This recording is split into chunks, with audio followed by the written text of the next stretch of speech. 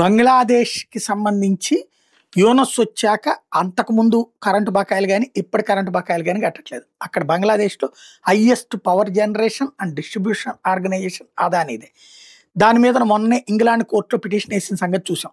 బంగ్లాదేశ్ విద్యుత్ అభివృద్ధి బోర్డుకి అదాని పవర్ ఇప్పుడు లేటెస్ట్ వార్నింగ్ ఇచ్చింది.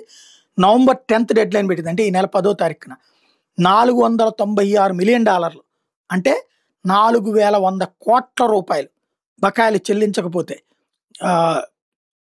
నవంబర్ 11 ఇదే 496 మిలియన్ యూఎస్‌డి టోటల్‌గా 4100 కోట్లు బకాయిలు చెల్లించకపోతే నవంబర్ 11వ తారీఖు నుంచి కరెంట్ సరఫరా నిలిపేస్తామని ప్రకటించింది. Adani power vice chairman Avinash Anurag BPDB చైర్మన్‌కి ఏకంగా లేఖ రాశారు. 2017 నవంబర్ 5న సంతకం చేసిన పవర్ పర్చేజ్ అగ్రిమెంట్లోని క్లాజ్ 13.2 ప్రకారం చెల్లింపులు జరపాలి. అలా జరపబోతే సరఫరా నిలిపే హక్కు మాకుంది అంటూ నోటీస్ ఇచ్చారు. బంగ్లాదేశ్‌లో టోటల్‌గా అతిపెద్ద క్రైసిస్ రాబోతోంది.